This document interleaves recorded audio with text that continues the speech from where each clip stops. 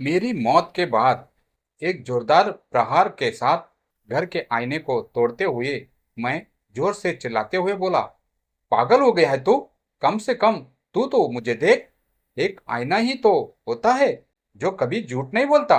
और तेरे भी नखरे हो रहे हैं। पूजा भागते हुए आई और टूटे हुए शीशे को हैरानी से देखते हुए मम्मी को आवाज लगाते हुए बोली, माँ, कोई भी नहीं है कमरे में। और ये शीशा पता नहीं कैसे टूट गया। बिल्ली होगी कोई, बेड के नीचे छिप गई होगी। ध्यान से देख। मम्मी ने अंदर से आवाज दी। पूजा ने बिल्ली का नाम सुना तो ऐसे डर के भागी कि मुझके हंसी ही आने लगी। मैं उसके पीछे भागते हुए गया। अरे नहीं है बिल्ली, कहाँ भाग रही है? पूजा भागते भागते रुक गई और अजीब सहूलियत के साथ पीछे मुड़कर देखा, जैसे सब कुछ सुन लिया होगा। मैं खुश हो गया। मुझे लगा कोई तो मुझे सुन पा रहा है। पूजा, मैं हूँ, तुम्हारा ध्रुव। हाँ पूजा, मैं तुम्हारा ध्रुव, कहते हुए मैं पूजा की तरफ गया। पूजा मेरे लिए नहीं रुकी। दरवाजे पर उसकी चुनरी फंस गई थी। वो अब वापस दरवाजे के पास आने में आलस करते हुए कुंडे में फंसे दुपट्टे को दूर से ही झटका देकर निकालने की कोशिश करने लगी। मैंने दरवाजे के पास जाकर धीरे से उस दुपट्टे को दरवाजे से निकाला और धीरे धीरे उसके पास ले जाने लगा। लेकिन उसने मेरे पास पहुंचने का इंतजार बिना किए किचन की तरफ दौड़ लगा ली। मैं भी दुपट्टे का दूसरा छोर पकड़े उसके पीछे पीछे भागने लगा। पूजा और उसकी लहराती चुनरी किचन में माँ के पास पहुंची। तेज भागने की वजह से किचन में भी ब्रेक नहीं लगा और माँ से जा टकराई। मैंने अपना माथा ठनका। अब तो खाएगी ये डांट। बावली लड़की है ये तो। भला बिल्ली से इतना कौन डरता है? क्या हो गया तुझे? एक क्या भाग रही है? बिल्ली ही होगी, कोई बाघ तो नहीं, माँ ने कहा और अपनी बहू को संभालते हुए हंसने लगी। पूरा शीशा टूट गया है, पता नहीं कैसे। जरूरी थोड़ी बिल्ली ही होगी, पूजा बोली। तू फौजी की बीवी होकर इतनी डरपोक क्यों है? छिपकली, कॉकरोच और चूहे तो जैसे कोई आतंकवादी है तेरे लिए और कारतूस लेकर तेरे पीछे भाग रहे होंगे। हाँ हाँ हाँ हाँ, आज आएगा ध्रुव तो बोल देना कि पहले घर के आतंकवादियों का सफाया करो, बॉर्डर के तो करते ही रहते हो, माँ बोली।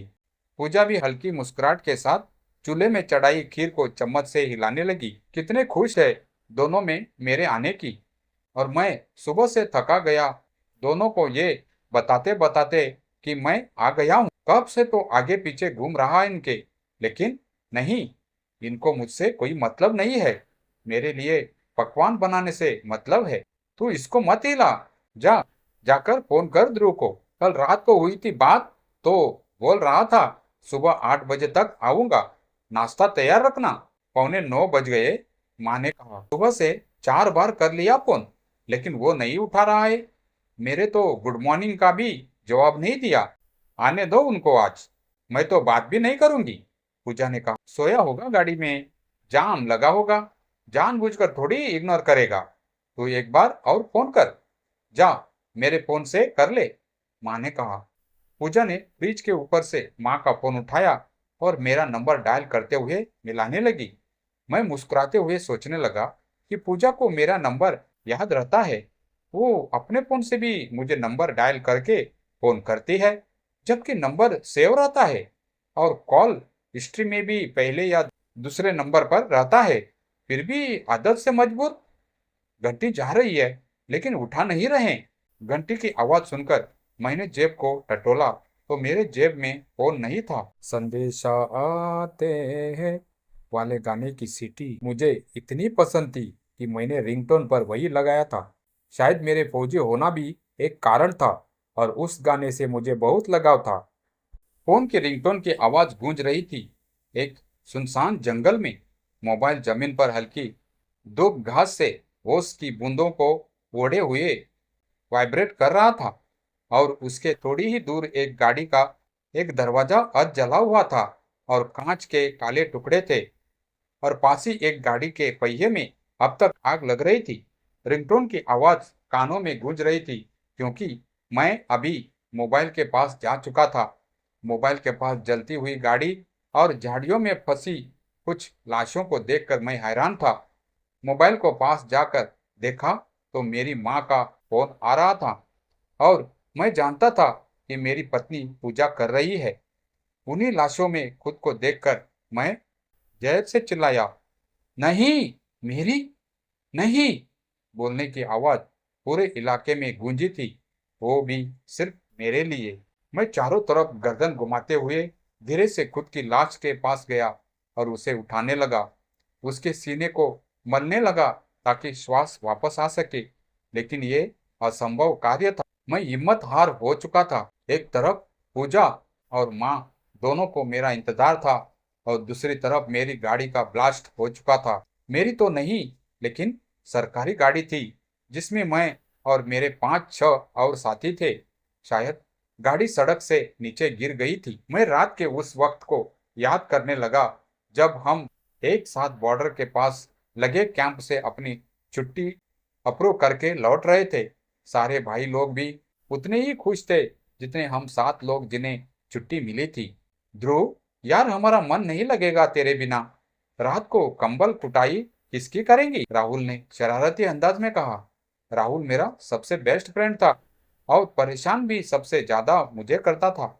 जब वो परेशान करता था तब मुझे ऐसा लगता था जैसे वो दोस्ती के नाम पर बस मजाक उड़ाता है मेरा। मैं बहुत बार उससे हमेशा के लिए झगड़कर दोस्ती से छुट्टी लेने की सोच लेता था। तंग आकर उसकी बात बात पर छेड़ना और बाकी लोगों के साथ मेरी खिल्ली उड़ाना मुझे पसंद नहीं था। लेकिन हर मुसीबत में जब वो मेरा साथ देता था तो मुझे यकीन हो गया कि वो बस मजाक करके सबको हंसाता है, दोस्ती भी तो निभाता है। उस दिन जब 4 आतंकवादियों ने कैंप पर हमला किया तो बाकी सब लड़ते लड़ते वहां से निकलकर दूसरी तरफ भाग चुके थे, लेकिन राहुल तब तक दीवार लांग कर नहीं गया जब तक मैं फंसा हुआ था। जबकि वो ही सबसे फुर्तीला था। उसने पहले मुझे दीवार लंघवाया, उसके बाद खुद लंबी छलांग लगाई। उस दिन मुझे एहसास हुआ कि राहुल ही मेरा अच्छा दोस्त है। कल शाम को हंसते हंसाते राहुल ने मुझे विदा किया और खिल्ली उड़ाते हुए कहा, अब तो कुछ दिन अपनी बीवी के पल्लू में बंधे रहना, जिसे परसों मैंने आई लव यू बोला था। सब लोग हैरानी से राहुल की तरफ देखने लगे तो मैंने हंसते हुए सारी बात बताई। मेरे फोन से मैसेज भेजा था, पूजा से मेरा झगड़ा हुआ था, मैंने इसे बताया था तो पता नहीं कब इसने ऐसी हरकत कर दी। कमीना है ये, दोस्त नहीं। सब लोग हंसने लगे। हम गाड़ी से थोड़ी दूर ही गए थे कि राहुल का सैड इमोजी के साथ मैसेज आ गया, आई मिस यू आर। मैंने स्माइली फेस भेजते हुए उसका मजाक उड़ाया क्योंकि मुझे पता था वो यहाँ भी कोई गेम खेलेगा। गाड़ी निकल पड़ी पिंजौर की तरफ। पंजाब बॉर्डर से होते हिमाचल की तरफ जाना था क्योंकि सब लोगों को छोड़ते हुए जाना था। मैंने गाड़ी के लास्ट वाले सबसे बड़े सीट पर कब्जा किया और पेट के बल लेटकर कोहनी पर सहारा भार देते हुए मोबाइल हाथ में ले लिया। पूजा को मैसेज करते हुए लिखा, अब तो खुश हो ना, मैं छुट्टी लेकर आ रहा हूँ, वो भी पूरे महीने की। साथ में मैंने लास्ट सीट पर लेटे हुए एक सेल्फी ली और पूजा को सेंड कर दिया। तब भी पूजा को यकीन नहीं आया क्योंकि उसके साथ अक्सर मैं ऐसी टिटोली करता रहता था। पुरानी पुरानी फोटो भेजकर उसने तुरंत वीडियो कॉल कर दिया। तब मेरे पास हेडफोन नहीं था तो मैंने फोन काटते हुए पहले बैग से हेडफोन निकाला और उसके बाद दोबारा कॉल लगाने लगा तो पूजा का मैसेज आ गया, मुझे पता है आप आ रहे हो। वीडियो कॉल कर रही थी लेकिन अब माँ के साथ मार्केट जाने लगी, शाम को कर लूंगी, टाइम लगेगा तो। नहीं भी किया तो भी कल तो आप आ ही जाएंगे। पूजा का मैसेज देखने के बाद मैंने कॉल बैक नहीं किया, माँ को कॉल कर लिया। हेलो, प्रणाम माँ, बैठ गया तू गाड़ी में, थोड़ा ध्यान से आना, ठीक है? माँ ने कहा। लेकिन लेकिन आपको कैसे? मैं कुछ कहता कि माँ दोबारा बोलने लगी, मुझे बहुत दिनों से ऐसा लग रहा था कि तेरे से मुलाकात होने वाली है। और जब बहू ने खुश होकर बताया कि ध्रुव आ रहा तो मैं समझ गई कि मेरा उस दिन का सपना जरूर पूरा होगा। 2-4 दिन पहले ही सपने में तू आया था घर। सपने तो मुझे भी आते हैं मम्मी, लेकिन बहुत अजीब अजीब ऐसे सपने कि मैं किसी को बताऊं भी तो कैसे। अजीब तरह से शुरू होते हैं, अजीब तरह से खत्म। मैंने कहा, तू तो बचपन से ही अजीब सपने देखता है। तेरे सपनों पर तो किताब भी लिखी जा सकती है। अभी वो सब छोड़, तू ये बता कि नाश्ता क्या करेगा कल सुबह, माँ ने कहा। ऐसे मत पूछो, आप जो पकाते हो वो स्पेशल होता है। कुछ भी पका लेना, मैं 8 बजे तक पहुंच जाऊंगा, मैंने कहा। माँ ने मार्केट जाना था तो जल्दी फोन काट दिया। रास्तों में नेटवर्क प्रॉब्लम बहुत आती है, नेट भी नहीं चल रहा था। मैंने मोबाइल में गाने चलाकर सोना ही बेहतर समझा। मेरी एक और खास बात थी जिसके कारण मेरा मजाक भी बनाते थे दोस्त। वो खास बात ये थी कि मुझे जहां आंखें बंद करके 5 मिनट रह लिया वही नींद आ जाती थी। कभी कुर्सी पे, कभी किसी पत्थर में, कभी कभी कैंप के अंदर चटाई बिछाकर ही सो जाता था। इतनी प्यारी नींद थी कि इंतजार करती आंखें मूंदने का। गाना सुनते सुनते ही मुझे गाड़ी में नींद आ गई। उस नींद के बाद का मुझे कुछ याद नहीं। मैं घर चला गया तो मुझे कोई नहीं देख पा रहा था। मैंने घर का शीशा तक इसलिए तोड़ दिया क्योंकि उसमें मेरी परछाई भी नहीं दिख रही थी। पूजा ने भी नहीं देखा, ना ही माँ ने। जब पूजा ने माँ के फोन पर फोन किया तो मैंने पाया कि मैं तो किसी जंगल में ही बेसुध पड़ा हूँ। फोन पर फोन आ रहे थे और मैं अपने चारों तरफ जल रहे गाड़ी के पुर्जों और साथियों की लाश को देख रहा था। एक अजीब सा डर मेरे मन में था क्योंकि मुझे अभी अभी पता लगा कि वो शीशे में मेरे नहीं दिखने की वजह क्या थी। पूजा ने क्यों नहीं मुझे देखा, क्यों माँ को मैं महसूस नहीं हुआ, मुझे सब मालूम हो चुका था। इस सब का कारण था कि मैं मर चुका था, लेकिन मेरी आत्मा को सिर्फ घर जाने की बेचैनी थी, इसीलिए वो शरीर को छोड़कर घर चली गई। अब मैं घुटने के बल अपने सिरे पड़े मोबाइल की तरफ गया। झाड़ियां इतनी थी कि कोई ठीक से तनकर चल भी नहीं सकता। जैसे ही मैं मोबाइल को पकड़े लगा तो मोबाइल के पास किसी का पैर नजर आया। मैंने पैर को देखते हुए उसकी तरफ गर्दन उठाई तो एक लड़खड़ाता हुआ फौजी को अपने सामने पाया, जिसने वो मोबाइल उठाया और आने वाली कॉल को डिस्कनेक्ट करके एक हेल्पलाइन नंबर डायल कर लिया। हेलो, गाड़ी नंबर 136 ये बार 2 अमृतसर टू हिमाचल पलट गई है और गाड़ी के सारे जवान मौत के घाट उतर गए हैं। मैं ही बच गया क्योंकि जब गाड़ी पर आतंकवादियों का हमला हुआ था तब मैं गाड़ी में नहीं था। गाड़ी पर इलेक्ट्रिक कारतूस से हमला करके उसका बैलेंस बिगाड़ दिया और पलटते हुए गाड़ी पर गोलियां चलाई गई। मैं बहुत मुश्किल से सभी फौजी भाइयों की लाश तक पहुंचा हूं। ओके, हम करते हैं कुछ, कहते हुए कॉल डिस्कनेक्ट हो गया। अरे, ये तो रघु है, मैंने खुद से कहा और झाड़ी को हटाते हुए रघु के पास गया। रघु से मैं कुछ कहता कि एक बार फिर पूजा का कॉल आया। रघु ने नाम पढ़ा और कहा, क्या कहूं मैं पूजा भाभी को, कैसे उठाऊं फोन? अरे उठा लेना, प्लीज उठा ले और बोल दे कि ध्रुव आ रहा है, उसे बोल देना। मैंने कहा ही था कि रघु भी बोल पड़ा, मुझसे नहीं हिम्मत, लेकिन ध्रुव जाएगा। ध्रुव घर तो जाएगा, वो भी पूरे शान से।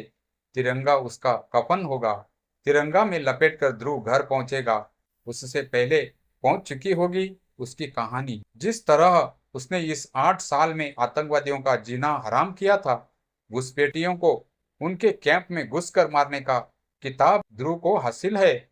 यही नहीं, ध्रुव ने अकेले 8 आतंकवादियों से लड़कर सुपर हीरो की उपाधि जो हासिल की है, उस दिन को कैसे देश भूल जाएंगे जब 4 जवानों को शहीद करने वाले आतंकवादियों ने ध्रुव को किडनैप करके पूरे देश को चुनौती दे दी थी और अपनी शर्त मंजूर करने के लिए धमकियां दे रहे थे।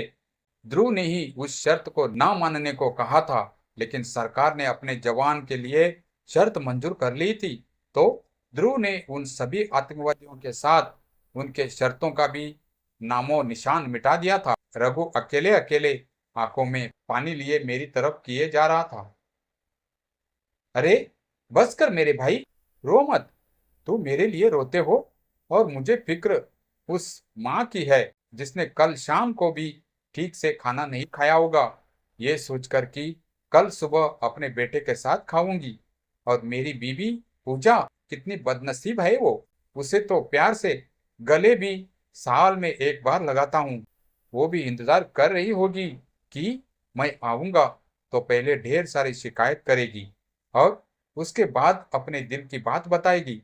मैं फिर से उसका हाथ पकड़कर उंगली से उसे घुमाते हुए किसी हिंदी पुराने जमाने के गाने में झूमूंगा, जैसे हर बार झूमते थे। आखिर उसे भी गर्व होता है कि उसका फौजी पति छुट्टी लेकर आया है, जिसे वो सुबह शाम याद करती है। बहुत सारे अरमानों पर पानी फिर चुका था। मैं भी ठहर गया और रघु भी अभी वही रुका था। उसने फोन तो नहीं उठाया, लेकिन अब वो अपने ही मोबाइल पर फोन करने लगा, क्योंकि उसका मोबाइल खो चुका था। उसे उम्मीद थी कि यही कहीं गिरा होगा।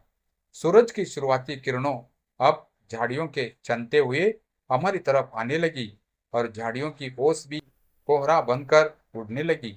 रघु हमारी लाशों के पास ही बैठ गया और इंतजार करने लगा कि उनकी मदद के लिए टीम आए।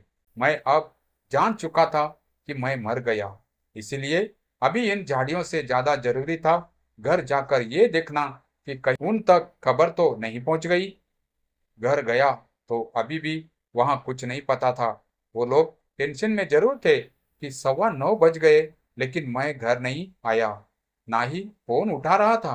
तेरे पास उसके दोस्त का नंबर होगा, किसी को फोन करके पूछ, माँ ने पूजा से कहा। एक ही का नंबर है, राहुल का, लेकिन वो साथ नहीं आया। मैंने किया था उसको फोन, पूजा ने कहा। एक बार और करके पूछ ले, वो ध्रुव के अलावा किसी और को फोन करके पूछ लेगा, माँ बोली। माँ की जिद को देखते हुए पूजा ने फिर से राहुल को फोन किया। इस बीच राहुल की रघु से बात हो चुकी थी मेरे फोन से, इसलिए राहुल सब जानता था। एक झिझक के साथ राहुल ने फोन उठाया। हेलो भैया, आपकी हुई बात उनसे, पूजा ने कहा। राहुल के पास कहने को कोई शब्द नहीं थे। उसने कांपती रोती सी आवाज में कहा, भाभी आप टीवी खोल लो। कहते ही राहुल ने फोन काट दिया। टीवी खोल लो सुनते ही पूजा सुन्न पड़ गई। एक तरफ राहुल की दर्द भरी आवाज और ऊपर से उसने कुछ बताया भी नहीं। पूजा की हिम्मत ही नहीं हुई टीवी खोलने की। फिर भी वो आगे गई और टीवी खोलते हुए सोफे पे बैठ गई। पूजा को शांत देखकर माँ की चीख निकल आई। सुबह सुबह शीशे का टूटना पहले ही अपशगुन हुआ था। ऊपर से उसकी ढाई आंख सुबह से फड़क रही थी, जिसे वो सिर्फ इसलिए इग्नोर कर रही थी क्योंकि हमेशा अच्छा और पॉजिटिव सोचना चाहिए। टीवी में समाचार इस प्रकार थे। सुपर हीरो ध्रुव और उसके साथी हुए आतंकवादियों के धोखे का शिकार। कुछ दिन पहले ध्रुव के दिखाए कारनामे से डरे हुए आतंकवादियों ने रात के अंधेरे का फायदा उठाकर किया पलटवार। देश को फिर से हुआ 6 जवानों को खोने का नुकसान। फिर से भारत माता के 6 पुत्र अब हमेशा के लिए सो गए अपनी माँ की गोद में। 6 शहीद जवानों को पूरा देश भावभीनी श्रद्धांजलि। शहीद जवान ध्रुव की जगह उनकी माँ निर्जला देवी को किया जाएगा सम्मानित। समाचार देखते देखते पूजा बेहोश हो गई और माँ भी आंखों से आंसू बहाते हुए टीवी पर नजर गड़ाए ना कुछ देख रही थी ना कुछ सुन रही थी, क्योंकि जो उसने सुना था उसके अलावा उसके सुनने लायक कोई नहीं थी दुनिया में। समाचार के शौकीन पड़ोसी लोग भी खबर सुनकर हमारे घर आने लगे थे। पिप पिप टिट टिट, एक गाड़ी हॉर्न दे देकर लगातार चल रही थी और एक मोबाइल जो बार बार रिंग हो रहा था। बस की सीट के नीचे की तरफ लटका हेडफोन और बैग के ऊपर रखा हुआ सिर, सब बस के स्लो मोशन चलने से उत्पन्न कंपन से कांप रहे थे और पसीने से भरा हुआ ध्रुव आंखों से आंसू बहा रहा था। फिर अचानक एक तेज ब्रेक से ध्रुव सीट से नीचे फिसल गया। बेइज्जती के डर से एकदम उठा और देखने लगा कि किसी ने उसे गिरते हुए देखा तो नहीं, वरना फिर से खिल्ली उड़ाने लगेंगे। शुक्र है सब मजे से सो रहे थे, बस ड्राइवर जागा हुआ था। खिड़की से बाहर झांकते हुए उबासी लेकर ध्रुव झट से बैठ गया। हे प्रभु, ये सुपर हीरो बनने के सपने क्यों इतने तंग करते हैं मुझे। अपने फौजी साथी तो मुझे पेल के रहते हैं, फिर इतने सारे आतंकवादियों को उनके कैंप में जाकर कैसे मारा मैंने, और मैं खुद भी तो मरा। बेकार, आज वाला सपना तो बिल्कुल ही बेकार था। कहते हुए ध्रुव ने हेडफोन कान में डालते हुए पूजा को फोन किया। हेलो, उठ गई या सोई हो अभी? नींद ही किसे आई? पता नहीं, जब आपने आना होता है तो नींद कहाँ गायब हो जाती है। पूजा ने कहा। अरे, लेकिन अभी तो सुबह के 5 बज रहे हैं। पूरे 3 घंटे हैं मेरे आने में, और बस की रफ्तार जैसे ही उस हिसाब से तो 4 भी लग सकते हैं। ध्रुव ने कहा। आपके लिए नाश्ता भी तो पकाना है। मम्मी तो सुबह से ही किचन में गड़बड़ करने लगी है। शायद कुछ स्पेशल बनाएंगे आज। पूजा ने कहा। चलो आराम से बनाओ, मैं भी आराम से आ रहा। और हाँ, घर आकर तुम्हें आज वाला सपना बताऊंगा। आज तो सपना मेरा इतना खतरनाक था कि जब उठा तो पूरी आंखें भीग गई थी। ध्रुव ने कहा। ऐसा भी क्या देख लिया? चलो घर आकर बताना, मैं भी कुछ काम कर लेती हूँ। पूजा ने कहा। ओके बाय, ध्रुव ने कहा और फोन काट के आंखें बंद कर ली। बाकी सारे साथी सोए हुए थे। अब ध्रुव को नींद नहीं आ रही थी। वो उस अजीब सपने के बारे में सोच रहा था। माँ सही कहती है, मेरे सपनों पर बुक लिखी जा सकती है। एक बार फौजी से रिटायर्ड हो जाऊं, फिर लिखूंगा अपने सारे सपनों को। कहते हुए ध्रुव सोने की कोशिश करने लगा। बस के झटके और सफर, साथ में फिर एक नया सपना। ध्रुव की लाइफ तो नींद और सपनों में ही उलझ गई थी। अभी तक के सपने में वो एक सुपर हीरो था। अगर नींद में देखेगा तो वो हमेशा सुपर हीरो सपने में ही रहेगा। असल जिंदगी में सुपर हीरो बनने के लिए खुली आंखों से सपने देखने पड़ते हैं और मेहनत करनी पड़ती है। खैर, ध्रुव को मेहनत करना पसंद था, लेकिन सिर्फ सपनों में। इसीलिए तो वो बिना मेहनत के जहां आंखें बंद करता वही सो जाता।